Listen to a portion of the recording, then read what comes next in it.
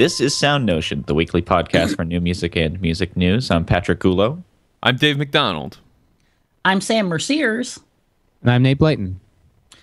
And our guest this week is composer and percussionist Andy Akiho. Andy is the grand prize recipient of the 2011 8th Blackbird Make Music National Composition Competition, as well as numerous other prizes. He has a premiere, a New York Philharmonic commission coming up on December 21st at the Metropolitan Museum of Art. The piece is entitled Oscillate. There's a follow-up performance at Symphony Space on December 22nd.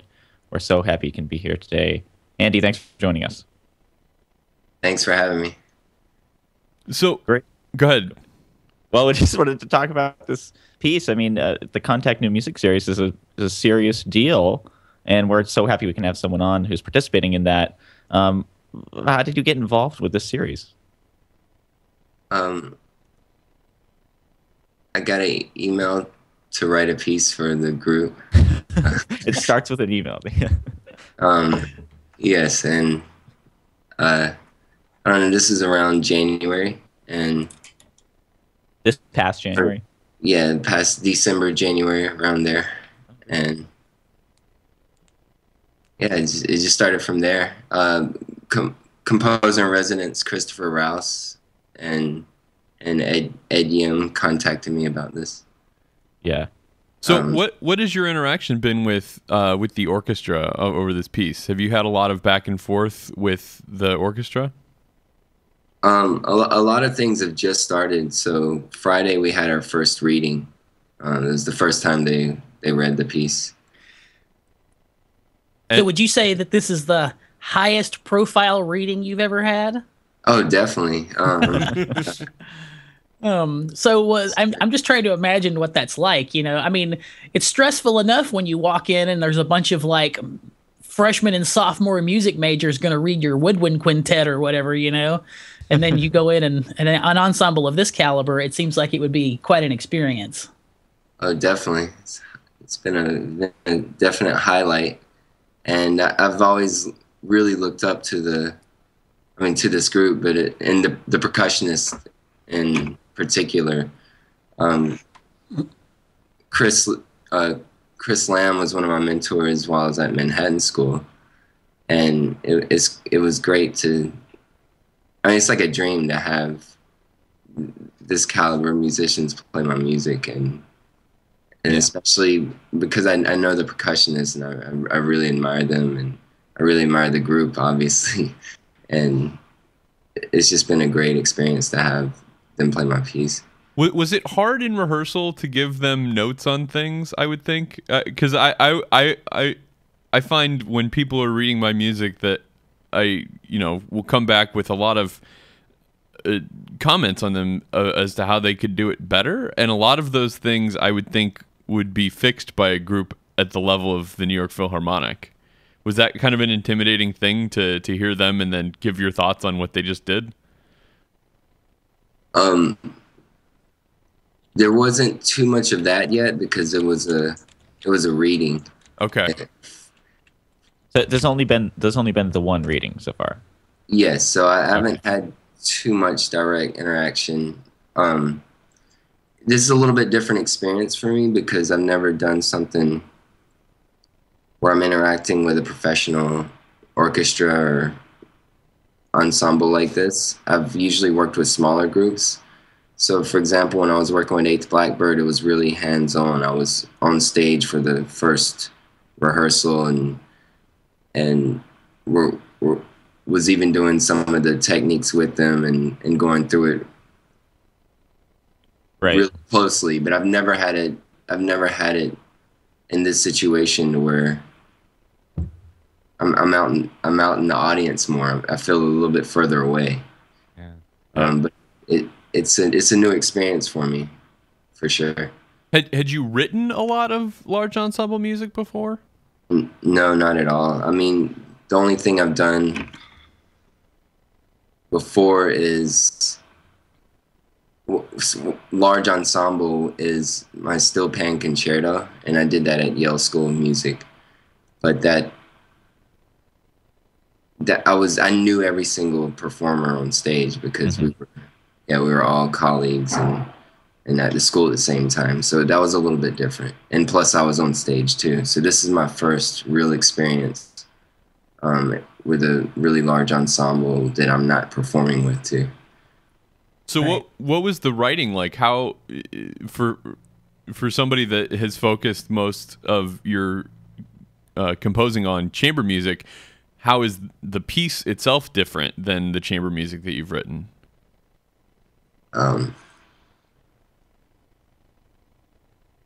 Only comparing those parameters, it's just a larger ensemble, but I still use the same techniques and a lot of the same vocabulary I use with smaller contemporary groups. I just did it with a larger set of forces. But I didn't hold back because I had more people. I tried to push things forward with the type of vocabulary I use and the type of, I don't know, percussion techniques or instrument alterations, all that kind of thing. So what about the piece? What is oscillate?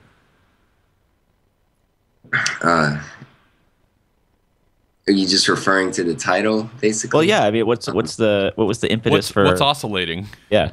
We assume that wasn't an accident, that you didn't get the CIA computer to generate a random piece name for you. Actually, that's exactly how I got the name. Seriously, I was struggling with a name. Not struggling. I was really into Nikola Tesla while I was writing this piece.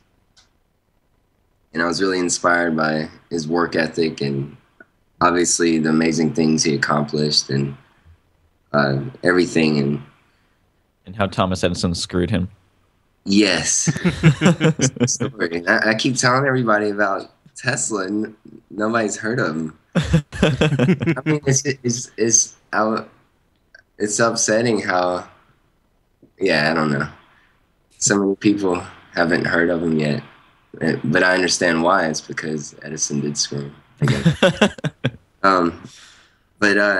Yeah, I was really into Tesla, and I mean the piece isn't about him or anything. It's just I was really inspired by him, and at the time, I mean that's when I was like watching documentaries and reading about him and everything, and I was having a lesson with Paul Lansky at Princeton. I was telling him about I need a title.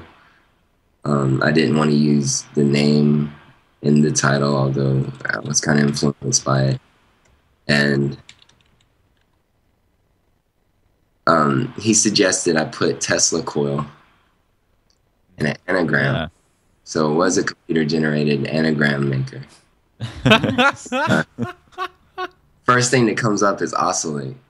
That's good. Yeah, that's actually a really good anagram for Tesla coil. I know, it's perfect. What was crazy about it is I was still struggling with it. I was like, oh, that's cool. I might use that, but I probably won't. Because I felt like I didn't want to have a title come from a generated thing. But then I looked at, but that was a really cool coincidence. Or maybe he knew. I don't know. Yeah. Right. How does that happen? That was literally that was the first word that came up.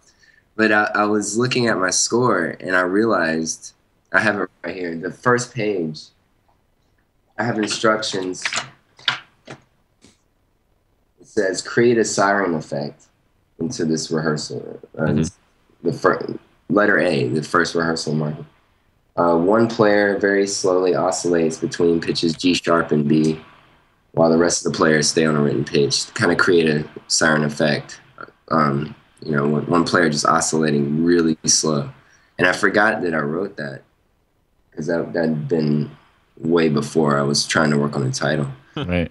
And when I saw that, I was like, okay, I definitely need that title because I've used it in the instructions and I guess you can interpret that word for a lot of things. It's usually a regular cycle, but I still feel like it works with a lot of the gestures in the piece.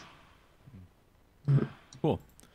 So tell tell us about the percussion writing in this piece. You're a percussionist, and you mentioned when you were describing it, one of the few specifics that you gave was that you were using a specific percussion language. And I'm curious how your percussion writing is informed by your experience as a percussionist, and how that's different than, say, any of our percussion writing. None of us are percussionists. All right. Yeah. That's a totally loaded question. What's the main part of that question again? Well, just tell us a little bit about this percussion writing, because it's one of the things that you mentioned specifically earlier. Right. This is an extension of the type of writing I was coming up with, or the type of, I guess, gestures or techniques I was coming up with the Eighth Blackbird piece. I didn't use rubber bands this time, though. I usually use... Recently, I've been using a lot of rubber bands on the, like large rubber bands on the vibraphone, or small rubber bands on the steel pan, to create a snap pizzicato effect. But there are other ideas that I've... Write that down. We're all stealing. We're taking notes. All right, the size of the rubber band, if you use that, is 9G. And it I goes, did not know that about rubber bands. It goes vertically across the notes, the bars. It's kind of a paired instrument thing. But with this piece, I used a lot of the techniques that I was starting to come up with the Eighth Blackbird piece. And that's a lot of like articulated glissandi. That's not the right word. Like kind of glissandi on the metallic percussion instruments, melodic percussion instruments, and scrapes on the resonators, like the resonators of the vibraphone. Mm-hmm. I came up with a few new things. I don't know, maybe they're not new, but they're new for me. Using like hardwire brushes on the snare drum, and scraping that sound against the rim and the head of the snare drum, and ending those gestures with like a snare rim knock, and using that same brush to get clusters with the glockenspiel or the crotales.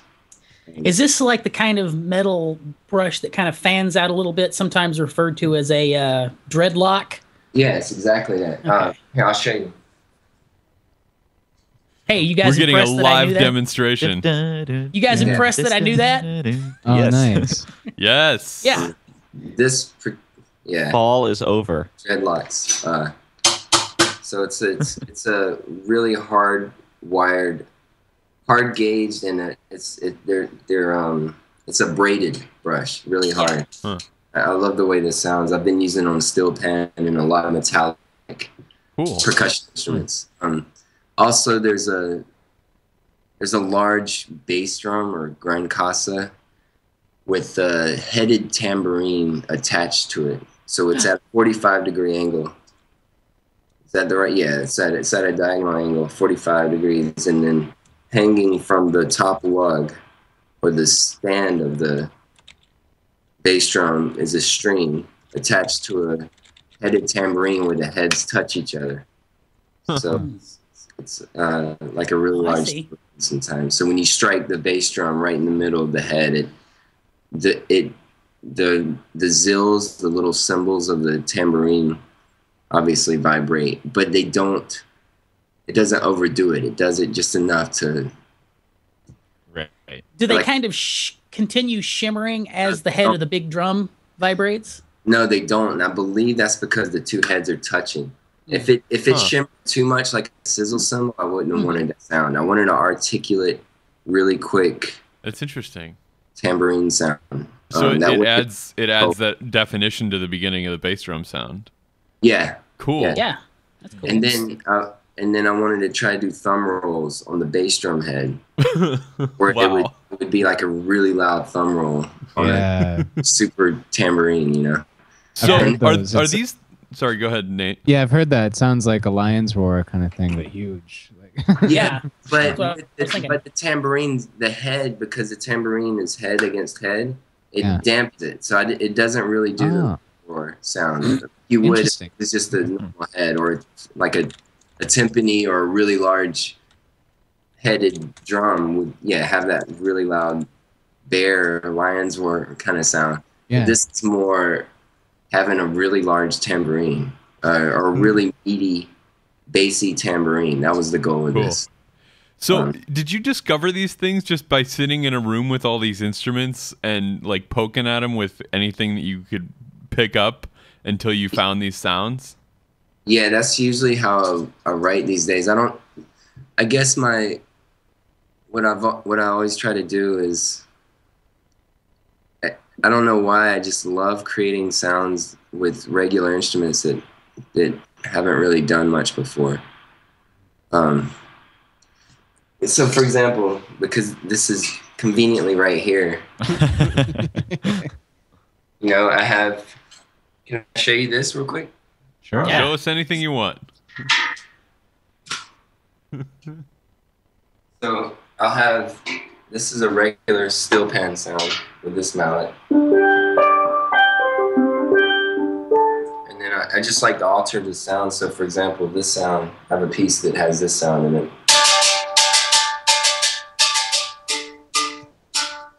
And then chopsticks, I only have one.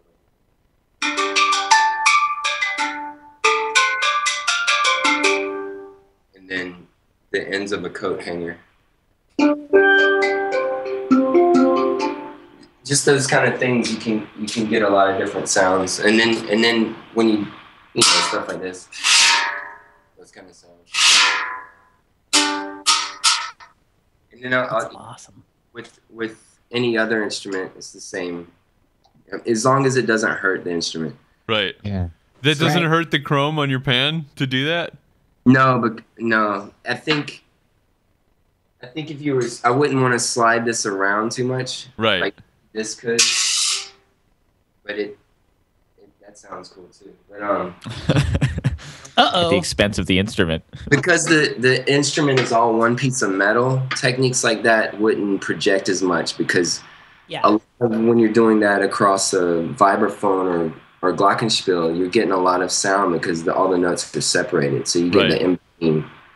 You're never letting the metal vibrate because you're always pushing against it when But you're then breaking it. with the pan, you still get that kind of tone cluster thing when you're banging on the skirt like you just did, or something like that. Where you can hear the individual tones inside of it. Yeah. And actually, I've even written a piece where you use the pan has a bunch of different indentions, and I'll do stuff where play in between the. Oh, cool. So you get like a white cluster of overtones. Yeah. So it's really important. It seems like it's really important to you to that you're always composing with the instruments in your hands, right? Or at least at some stage. When I'm writing for percussion, I do that because that's how I got into composition, is the really old-fashioned way, just being a performer full-time and just kind of creating ideas intuitively and naturally. Just kind of coming up with things by experimenting and doing them over and over myself. Writing for yourself. That's how I got into it. So I mean, but then I can't do that with strings, really. Right. I mean, I've experimented, but I don't know what I'm doing. Like, I can't play a scale on a violin, Right. Have you ever tried to sit down with an instrument that is not your primary instrument to see what kind of sounds you could make with it, the same way you do with these percussion instruments? Right. I have a cello right here. A friend let me borrow, because I'm writing a cello solo right now. But even with that, like, I just wrote a piece that has prepared cello for Mariel Roberts, and we experimented with that with clothespins that a friend taught me about when I was out in Aspen last summer, and was telling me about clothespins, and then I experimented with this with Mariel Roberts, who's an incredible cellist. Yeah. Yeah, definitely. That creates like a percussion kind of sound. But back to oscillate, I was also doing a lot. I mean, I consider this a percussion instrument too, especially the way I write for it in this type of setting is the piano. And originally the commission did not have piano, and I really requested, I really wanted piano in this, and I'm really glad they let me do piano as well. And these techniques come directly from the Eighth Blackbird piece that I was writing, where I created a clef. It's just a register clef, and it uses 5 lines too, I believe. Yeah, but it's got like a circle, and it's got 1, 2, 3, and 4, and those are registers. So basically, the highest register is 1, 2, 3, and 4, the grand piano. So all the techniques that I did, that I wrote for, or shorthand kind of things in those registers, or so in the top space of the staff would be in register 1, doing techniques there. And there's a lot of different techniques, like old-fashioned techniques as scraping across the strings and stuff like that. And then doing this thing I learned from a Druckmann piece that I used to play in, this piece that Jacob Druckmann wrote for Pierrot Ensemble, Come Round. I was really influenced by that piece when I was getting into contemporary music, and he did like a lot of sounds where you dampen the string near the tuning pin and you play the piano here, but yeah, you know that, and it sounds very percussive, those kind of sounds. But then also did a lot with credit cards in this piece, like scraping across the tuning pins, so it'd be like that kind of sound. Right. I'm doing that across the computer keyboard right now, but that that kind of sound on the tuning pins, it's almost like a whirro, you know? Yeah. And then also clusters on the strings of the piano with the credit card. So if you're holding the credit card like this and pressing down like that, and with the damper pedal, you're letting go really quick. So it almost sounds like a DJ kind of sound, like pew, pew.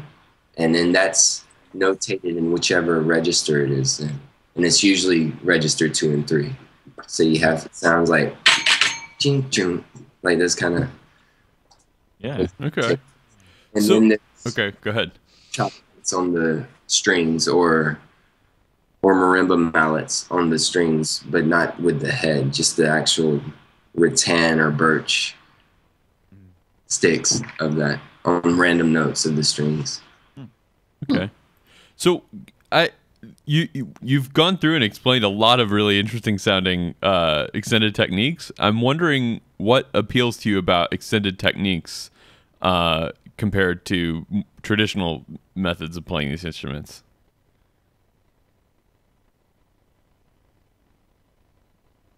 I don't know. I like to hear new sounds that I haven't heard before. And I think hearing these kind of sounds, I just really love that. And Always the percussionist.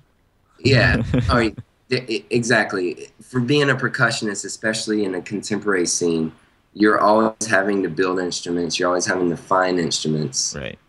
Every piece you play is a new set of instruments, a new family of sounds. And even within that, every person does that different, usually, Right. and especially in contemporary percussion. You're all, David Lang's anvil chorus. You're building the drum set of all these found metals. Just pieces like that have really inspired me to always want to create new sounds. And now with this, I knew that I can't have. I mean, I probably could have, because percussionists are really great about finding anything, but I still wanted to keep some of the familiar sounds, but just alter them a little bit. So taking a familiar sound like a bell, set of bells, glockenspiel, and playing clusters with this is a familiar sound that's just slightly altered. You know, it's like a different dialect. Right.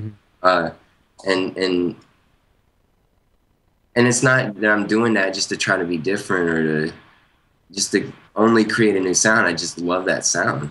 I mean, it's that simple. That's the simple answer. I really love experimenting, finding these sounds, and then I want to create cells out of these little gems of timbres that I really like. Well, go ahead, Sam. Percussionists to me have always been kind of the unsung heroes of the music scene, because you guys have to move so much stuff around all the time, and the violin section gets their music, and if they have to do scordatura or something, it's like, oh god, and like we have friends who are going to every hardware store in the city trying to find just the right piece of whatever that sounds just right, so it's always amazing to me how much you can ask percussionists to do, and they'll do it. I remember Ty, our friend who's been on the show once or twice, telling us that he was looking for rocks that sounded good, and he was like driving around to every landscaping place in town with a couple of mallets, like picking up every rock he could find and beating on it until he could. And he had to find like, I don't know how many, like 10 different rocks that sounded distinct and good. So that was a really interesting thing. I'm wondering if, as you're transitioning from writing for yourself and writing for percussionists to writing for other kinds of instruments and other people, how your experience has been with their openness to these techniques and putting in this extra effort to either learn these new techniques or assemble the hardware to make these things happen. As far as other instruments that aren't percussionists, you mean? Yeah. What's the reception like when you ask these people to do these crazy things that you invented in your head? Well, a lot of more of the inventive timbre things that I've come up with have been more with percussion and piano. I've done things with other instruments, but I also respect that they've worked on their whole lives trying to get a good sound out of their instrument, and also they're playing really expensive instruments. I don't want them to. It's not like if I'm writing for a percussionist and I tell them, or I ask them to have a bunch of different metals. Like it's okay to go find a bunch of metals and beat the crap out of them, Right. But also. With like a violinist, I don't want them to ruin their instrument. Right. Like, I mean, even asking a violinist to do a Colegno, that's like, oh my god, I gotta do this. Oh. I used Colegno in this piece. Are you getting any back talk? They've been From fine. the peanut gallery. They're all using their backup bows. Right. Exactly. Yeah, well, the Colegno is primarily in the cellos and the bass, because I feel like a lot of Colegno can get lost. You lose a lot of pitch, which is fine. I've used that for that effect before, the percussive effect. And I'll have them do something. This might be really common in the contemporary world of strings, but they would play the note Colegno and then slap the pitch with their left hand. So they, and that so you would get open string pitch first, and then snaps into. So for example, like an open C, snap the E flat, and then pits the rest. So it's like a grace note technique. That's cool. Hammer on. Yeah. Yeah. But initial is but then initial that with the Colegno hit to get the string moving, and I feel like it makes that a little bit louder. And then I'm always writing with scratch tones, so like pitchless. And I don't know if a lot of the members, from the reading, it seemed like they haven't done too many scratch tones, and the whole set of strings does that. Cool. Be an interesting sound, yes. So that's something that I saw in a Xenakis piece. The Xenakis string quartets. Watching Jack Quartet play those, especially on their DVD, and then I really like that sound. So I've been using that ever since. But I've been extremely fortunate because almost every piece I've written, it's been for contemporary musicians who are really open to trying new things and experimenting with sounds. They all love new sounds and timbres as much as I do. So that's an interesting difference then with the New York Philharmonic. Oh well, and with the Philharmonic, this is the Contact series, so they know what they're getting into. Right. They had the option to be in this. You know what I mean? This particular concert, I believe they got to choose. Which, I mean, as far as the musicians that are performing, they're the ones that got to choose to be in this particular concert. This is a volunteer-only mission. I mean, I don't know if I don't know. I know that if they really didn't want to do this particular concert, they wouldn't have had to. Like, performers that are a part of my piece want to be in this particular concert, and I'm very fortunate for that. So, they're probably going to expect some new techniques, and that I feel like they enjoy that kind of thing, and because the same night it's the Messiah. It's going to be the Messiah is half the orchestra, and then the Contact concert. These are going on the same time, so the orchestra split that night. Wow. I think that's how it's working. Well, I don't think you're going to get much of a divided audience in that context.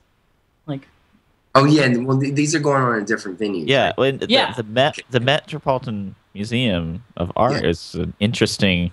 I mean, they do have concerts there, but the acoustics are completely different for a place like that. I heard. I've never been to a concert at the Met yet, but I've heard the acoustics are really good there. So I have a question for you, kind of a little bit more generally. We've been talking about the Contact series, and that's a really amazing series that the New York Philharmonic does, and has given a lot of really amazing, New York Philharmonic level performances of fantastic new compositions. I'm curious. You talked about getting into composition by way of performing, and we've had several composer performers on the show before, and I'm wondering how much your composing has kind of overtaken the time you spend performing. Are you still performing a lot?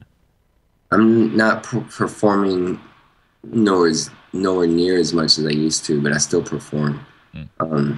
But I haven't had time to write new things for myself or for the ensembles that I play in. But I enjoy this. I enjoy this transition. Like, I really like composing a lot. And I like writing for other instruments.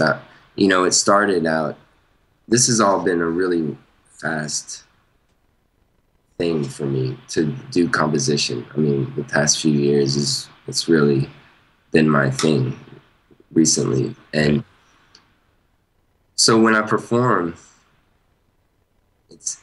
it's weird. It's like I'm time traveling a little bit because I'm playing all my first compositions before I was really a composer. So they're really simple steel pan pieces that I've orchestrated, and it's been like a jazz kind of fusion-y type combo. So I'm playing that, and we perform those, and then I've also performed. I have a piece called Alloy for a full steel pan ensemble. We did that out at the LA Green Umbrella series this past May, and we've done that at the Bang on the Can Marathon. That was the premiere of that. That was a larger type piece, but usually I'm playing smaller quartet, quintet kind of things with either steel pan and drums, bass, cello, harp, string quartet, steel pan plus string quartet, those kind of ensembles I've done. But those are usually my first compositions. Yeah. And then I started writing for other instruments more and more. And then I remember it was like a transitional piece that I wrote called No One to No One. And it still had steel pan in it, but the steel pan was optional. It was in exact unison with the vibraphone playing chopsticks while the vibraphone played with drumsticks. And then I started not writing for the steel pan, not writing for myself in the compositions. And I really like that too. I love to be able to be in the audience and hear the piece interpreted, because a lot of times when you're in it, you're only focusing on that, or you're not only focusing, your attention's spread thin, like between you trying to figure out your own part and making sure it matches, and being right in the middle of the ensemble, which is great too. That's a great experience. And then everything that's going on around you, you know. It's a different kind of listening. It seems like your composing experience would have been greatly different lately as you branch out, because as an example, if I write a piece for clarinet, I'd write a lot of, and I studied clarinet, you know, so, and I write a lot of very particular things, including alternate fingerings and just all kinds of nitty-gritty things. Whereas if I were to write a string quartet, I would leave more of it up to them, you know. So like when you're talking about your percussion writing, the stuff you're describing that you put in the piece is the kind of stuff that we often hear percussion friends talking about figuring out themselves when a composer puts it in there.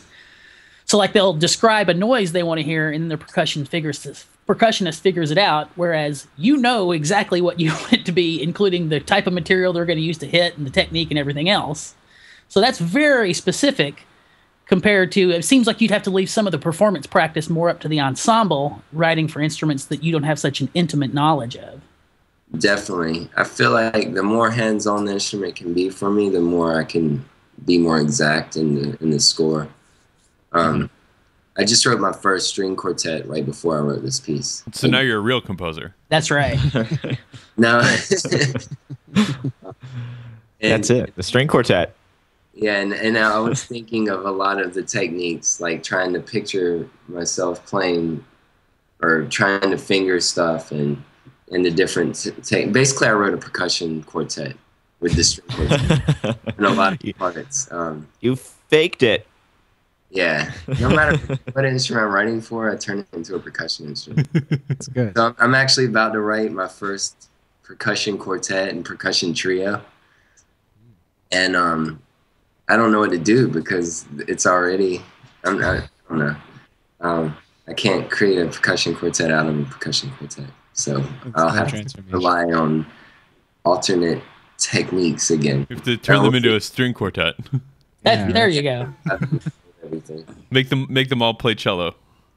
You know, I've actually thought of that. I had this cello here, and I was like messing around with it just enough to where I didn't hurt it. I have a percussion quartet that all plays cello or something. That'd be good. Yeah, it would be fun. So should we move along to some news items? Sure. Yes. We only have one year in review story this week. It's been a light week for news, and everybody's making lists of things because it's the time of year where people, I guess, just can't help themselves from making lists of things that have happened in the last arbitrarily defined year. We already had our gift guide. Yes, we already did give our gift guide. You should go back and watch it if you missed it. What was? I wasn't on that episode. What was with the Hello Kitty pen? Oh, we all picked our favorite pencils to give to the composer in your life. And you weren't here, so we assumed that this was your favorite. Yeah, we assume you would go for the Hello Kitty pencil. Yeah. So an interesting video popped up, and it was being shared everywhere this week, of a trailer for a documentary called Landfill Harmonic. Get it? Landfill Harmonic. Yeah. Sam, tell us about the Landfill Harmonic. Well, it's a story about a community in Paraguay that's built on a landfill, and the the trailer for the movie doesn't get into a ton of specifics, but it's gonna basically, it seems like the movie is going to give us the story of this orchestra that has come up in this community, wherein a lot of the string instruments, or it seems like all of the string instruments, are manufactured from stuff recovered from the landfill. And this is the kind of thing that it's easy to think, oh, this is going to be dumb, you know, and the instruments aren't going to be real instruments or whatever. But, you know, like there's a picture in the story that I'm looking at now. There's a kid playing like an old oil can sort of looking cello. And in the teaser, the trailer, he actually plays it. And he's playing, you know, the Bach cello suite in G, you know, number 1, and you know, sounds like a kid who's learning the piece, but it sounds like a cello also. So Right. Let's watch a tiny bit of this trailer. Yeah. We're not gonna watch the whole thing, but just a little bit because it's pretty cool.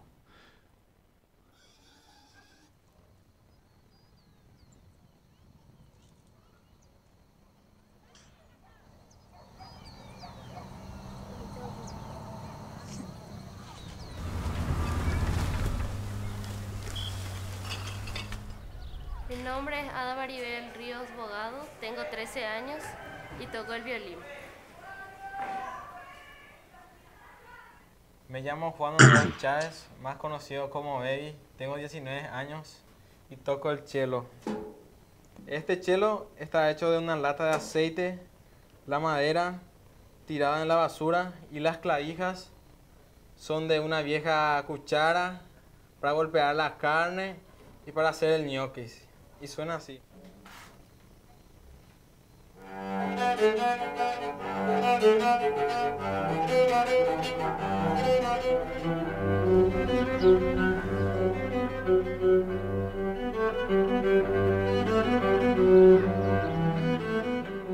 Una comunidad como Cateura no es un lugar para tener un violín.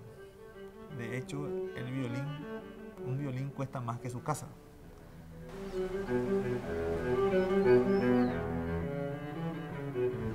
En ese grupo acá mismo encontramos el colador de violín. Y de ese empezamos los instrumentos reciclados. There's a part at the So end that's where a they're all little playing, bit of. Say, what did you say? There's a part at the end where they're all playing Vivaldi. Mozart. Well, thought it was there's Mozart. another Mozart. There's Mozart and Vivaldi in it. Yeah. Yeah, no, it's very cool, and this is like kind of a community thing, and the economy of this community seems to be largely based around like recycling things that go into this landfill, and they're doing that in this case not to make and sell things, but to make these instruments and have this music for their community that's made by them, literally from nothing. It's a very, very cool project, and I don't know when the film will be available, but the trailer is out now, and we'll have a link to it in our show notes at soundnotion.tv/SN. I would highly encourage you all to check it out. Do you have anybody have any cool. other thoughts on this? It's an impressive technical thing to me too. Amazing. Like, Yeah, I mean, it's almost the opposite. I was thinking when we were watching it just now, it's kind of the opposite of what Andy is doing. It's like taking a cello. Andy's taking a cello and treating it like, you know, a bunch of scrap heap things. And then... Yeah. Sorry, I'm trashing instruments. No, No, not at all. Not at all. It's just an interesting symmetry, I think, between those two things. What's really interesting is that's how the steel pan was created. You know, it started with bamboo and then biscuit tins and paint cans. And then eventually they started getting 2 or 3 pitches, and then it was convex, and now it's concave, and they could get more pitches in it. But, you know, it's the same kind of process, I believe. Yeah, it seems like you know, when you put people into a stressful situation, in a disadvantaged situation, they're going to reach out for something to make music with, like turntables in the inner city, or you know, steel pan or whatever. It's all about creating. It's great. Yeah, I'll be really curious to see the rest of the documentary when it comes out. I assume sometime next year. We have some more kind of quick hits this week. We've talked before about the ASCAP Adventurous Programming Awards in the context of their orchestra awards. This last week, Chamber Music America and ASCAP announced their Adventurous Programming Awards for both chamber ensembles and for venues. Does anybody have, or presenters, I should say, any of these stick out to you, Patrick or Sam? I can tell you I love the name Slum Gum. It's a jazz ensemble. Yeah. That is one of the recipients from Altadena, California. It's interesting that it's recognizing venues for doing things. Was there presenters? Well, I can't say. So it could be say venues or something else. Yeah. It's nice to recognizing presenters for creative approaches to like incorporating audience outreach and community outreach aspects, which I thought was pretty interesting. Right. I will say the Miller Theater is great. They Sure. do great things there, and it's nice that they can be recognized for something like this by Musical America. I do not know the Kyoshinan Arts. Integrates Japanese instruments into contemporary Western music. Oh, I love it already. We've talked before about awards, and anytime there are awards that come out, especially this kind of thing, it seems like it comes up like, why do we have these silly awards? But I think it's important for us to acknowledge that these people are doing a great job, if for no other reason than to say, thank you for doing a great job. Please continue to. Yeah, and it also just gives us people to try and get on the show. Radius Ensemble, never heard of those people. The Soli Chamber Ensemble. Never heard of those schmucks. Yeah. So, I mean, like, I'm glad. So we got some people to invite on the show. Another interesting rundown was by Zachary Wolf.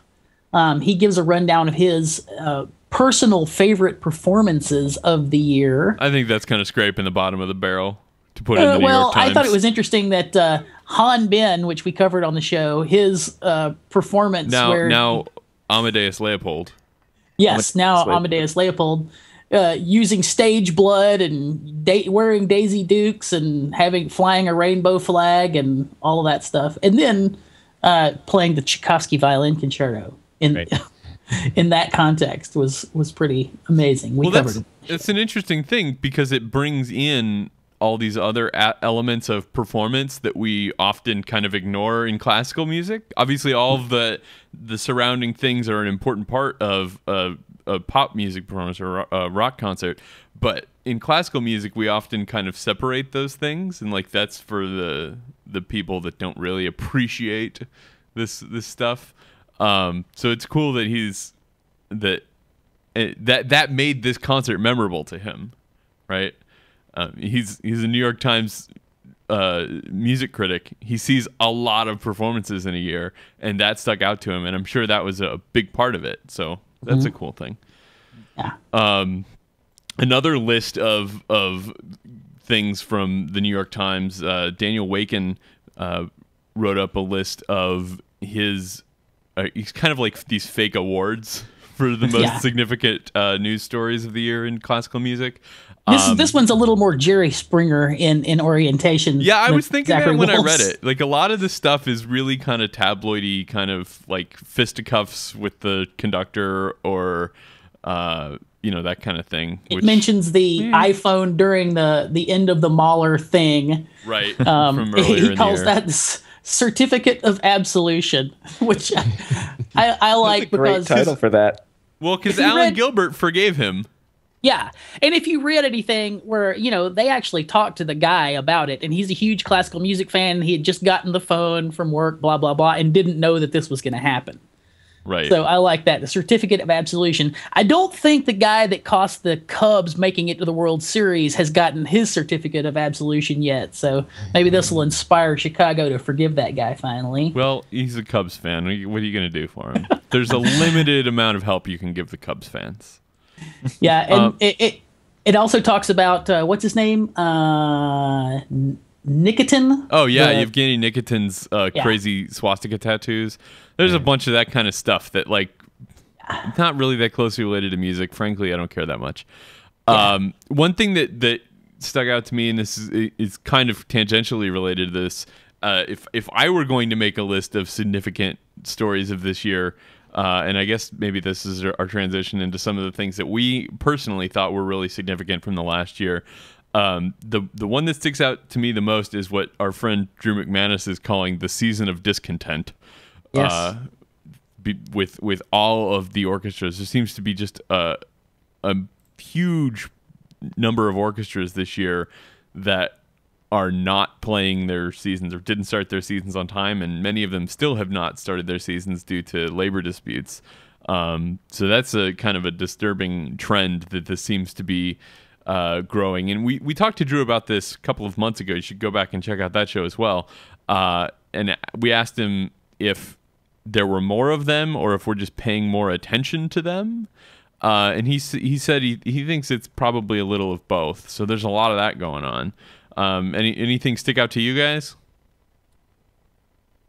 For me, I thought a big deal was, we talked about it, it seemed like every other week there was something to talk about. Stuff related to music streaming services like Spotify, Pandora. I know they're not the same thing, but to me, all of that stuff, figuring out how as a culture we're going to deal with the new streaming services and the Radio Fairness Act, all of that stuff and how it's going to end up playing out was a big one to me. Mm-hmm. I think Nate has a much more personal one this year. Yeah, this maybe is I almost misunderstood. becoming like what we're thankful for. Right, exactly. No, that's cool. Go for it, Nate. December Thanksgiving. So the return of Philip Glass's Einstein on the Beach, and we all went to go see a performance of it was the preview showings of it in Ann Arbor. Yeah, so at the Power Center in Ann Arbor, and that was a really influential thing for me. And like as I was thinking back to like the notable performances, that was definitely way up there for me. And also in notable performances, the full throttle staging of Gruppen was, I think, a big deal. And well, at the Armory, but then also the full throttle staging of Mit Wachhaus Licht in That's the right. UK For the two Cultural big Olympics. Stockhausens. Yes, for the Cultural Olympiad, kicking ass and taking names. I'm just happy in all the orchestra news that one of the orchestras we're not talking about anymore is the Detroit Symphony. Yes. Oh my God. They seem to be getting their stuff back together, right? Yeah. Oh, did you guys notice that Drew McManus actually had a new poll on his site about which was the most contentious orchestra negotiations of the year? Yeah. It was a dead heat, I think, between Minnesota and Detroit when I looked at it. Oh man, I would have picked Louisville, but that's just me. Yeah. I've got a big one, I think. Rob Deemer, friend of the show, Rob Deemer, who has the strongest beard in new music, as we all know, from New Music Box. Don't tell Danny Felsenfeld. Oh, I think a grudge match is on. Rob Deemer got into making lists this year on his New Music Box blog, and it seems like every time he made a list, no matter what the context was, people just went berserk over it. And you would have, judging in screen space, he'd have 4 or 5 feet of comments right. below his article. So that was a big one. But, and I wanted to ask Andy about this one, if he knows anything about, we had Augusta Reed Thomas on the show, and she was talking about the piece that she had, I think, recently finished at that time when we had her on the show for Third Coast Percussion, Resounding Earth, for like, what was it, 100 different pieces of metal or something? I don't know. She's got this ridiculous collection of bells that she has accrued over years and years and years, and this is a piece that is essentially for her ridiculous collection of bells, which sounds pretty awesome. Right. Well, anyway, they talk about it's been performed by them now, and they've got a little write-up about it on their website, but I don't think, or at least they don't say anything about it yet, that you can get your ears on it anywhere. Did you know anything about this piece, Andy? No, I haven't heard about it yet. I can't wait to hear it, though. It's all metal, and the majority of the things involved are pieces that Gusty herself has collected. Like over decades. Yeah. Oh, that's great.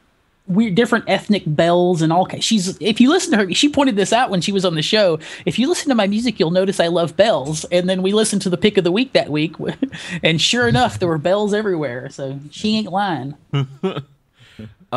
We have been inundated with obituaries this last couple of weeks. We had two more really important musicians die this last week: Ravi Shankar and Charles Rosen. Ravi Shankar, of course, the kind of the Indian musician that introduced the rest of the world to Indian music.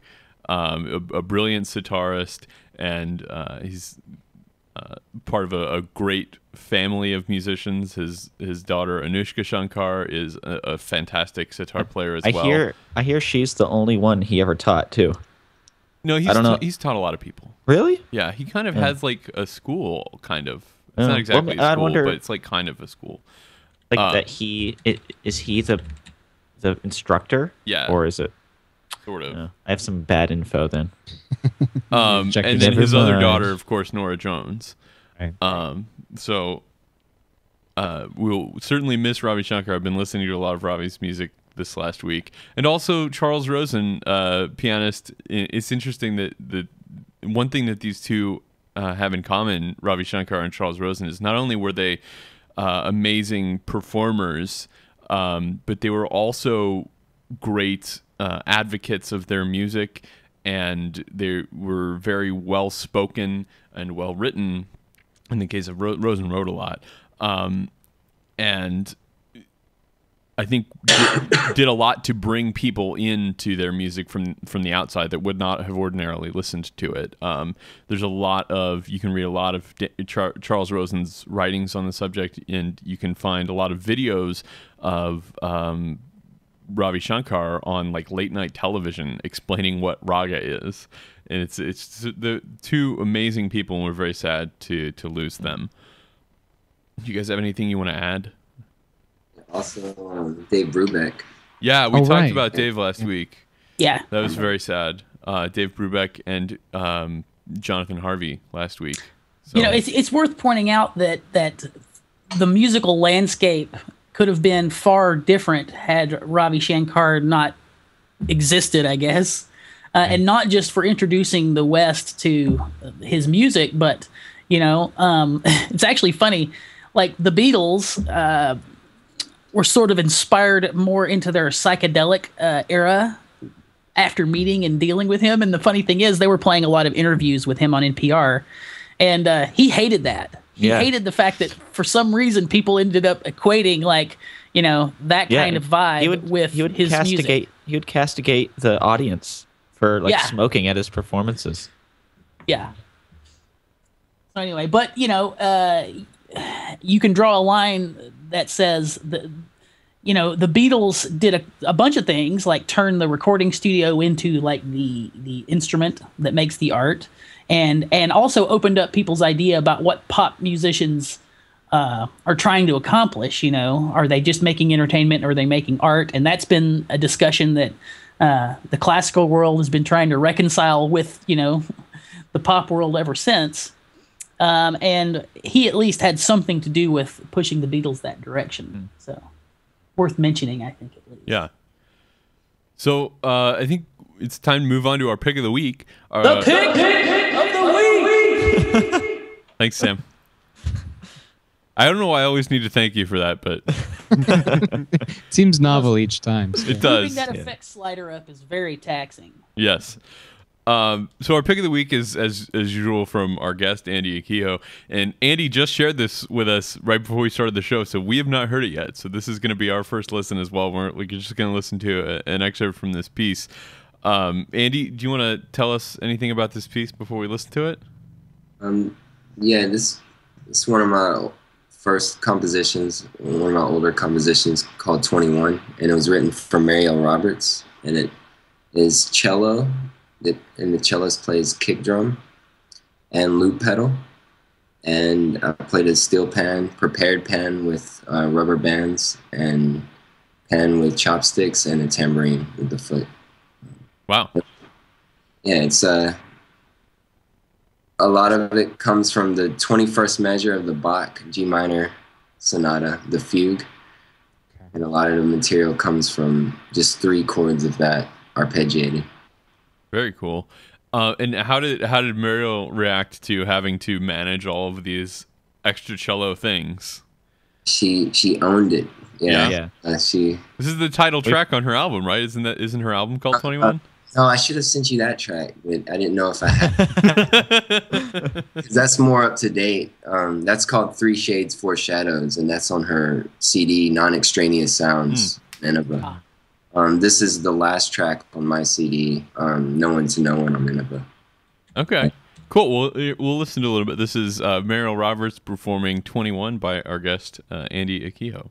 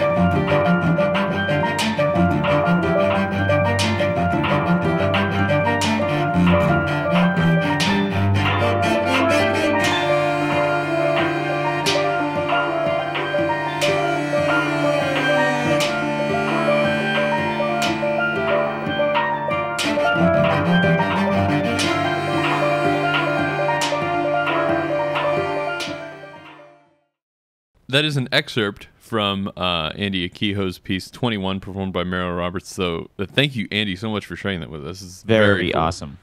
Thank you very much. It's good to hear Muriel Roberts again, because we originally discussed her and when we had Tristan Parrish on the show, and his piece was being performed by her as well. And I mean, she's for her.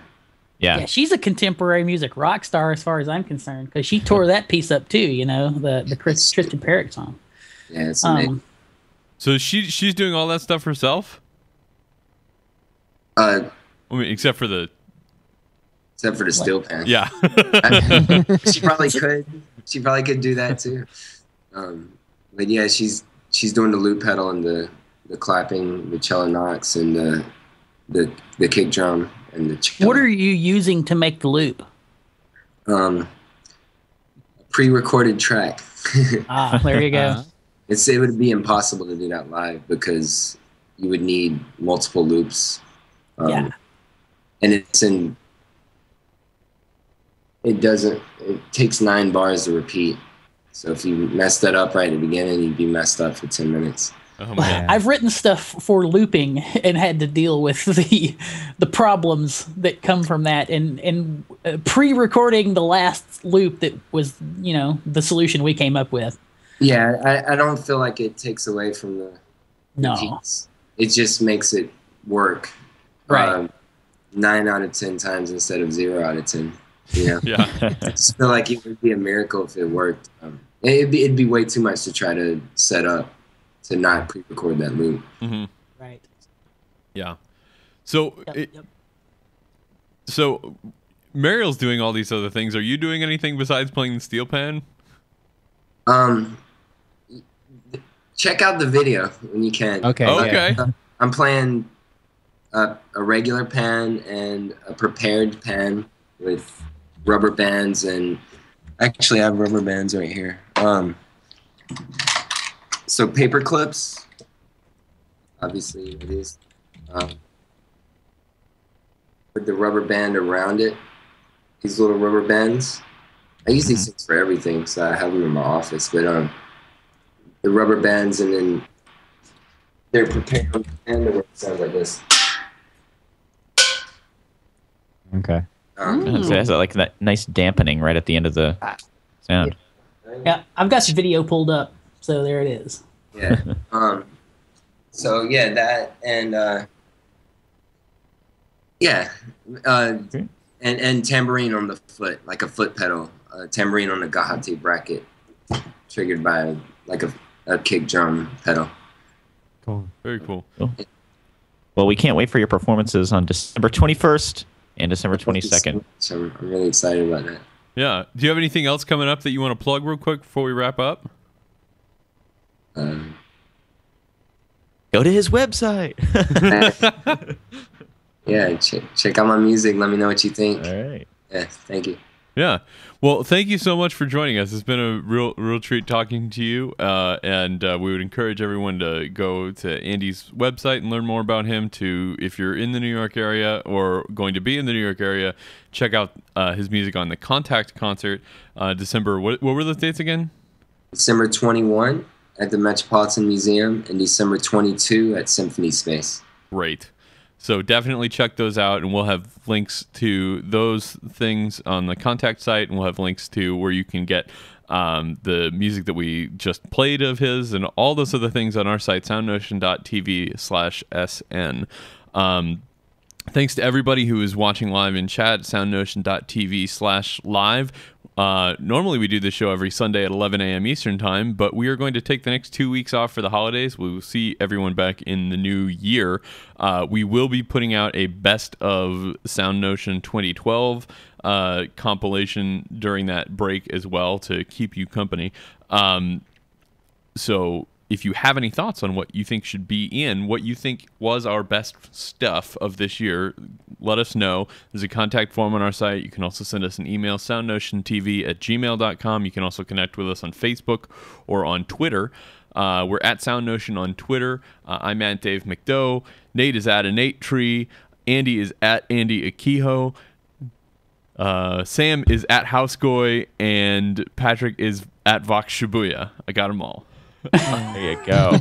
Awesome. Bro. You can also leave us a note on our site, again, soundnotion.tv/SN. If you're buying any holiday gifts, first of all, you should have your holiday gifts already. It's getting kind of late.